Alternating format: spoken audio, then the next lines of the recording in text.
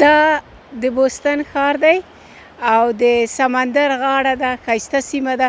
اوس ځمه سمندر ته او تاسو باندې د سمندر څپې له نږدې نه ګورم.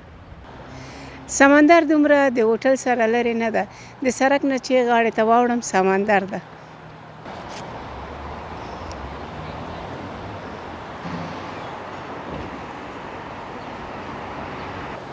دلته خلک راځي او د سمندر په غاړه باندې عکسونه اخلي، یادګاري، او د سمندر څپو سره نږدې مالته ورځي، هلته هم عکسونه اخلي، ځینې خلک لمبېږي.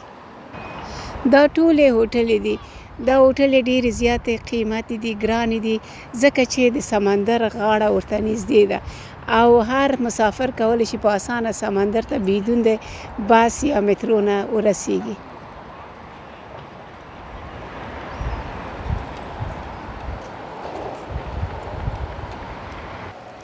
هغه د شاته مې ګوري سمندر ده او زه هم سمندر غاړې ته ځم.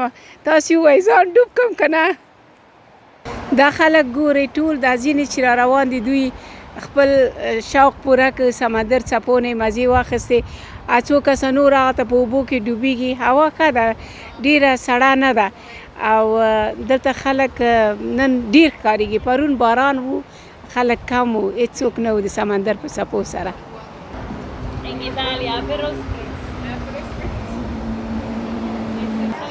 دغه چوکۍ چې دي دا د هغه خلکو لپاره دي چې یا ډېر مشران دي او یا د سمندر د څپو نه ډارېږي.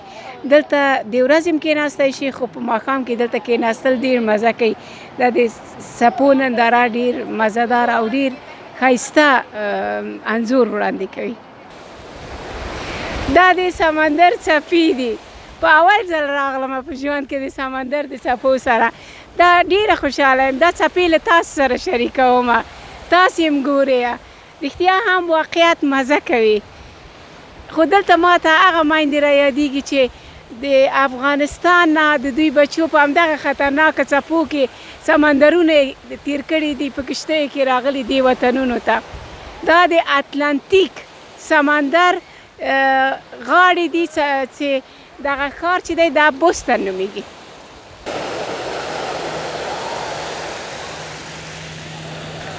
څنګه ښې څپې دي.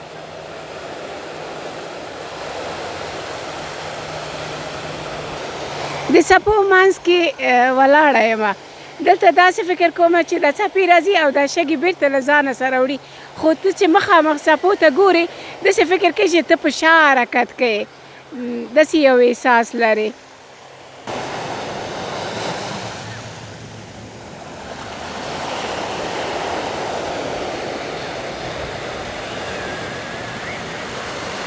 هغه مخامخ زموږ هوټل دی. په دې هوټل کې مو 2-3 شپې وکړلې.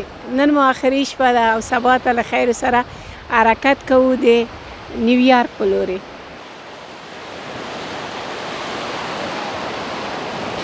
دا دی د سمندر څپې مې په تاسو باندې ولیدلې. نور ماته اجازه راکئ. د خدای په امان تر بلې ویډیو پورې.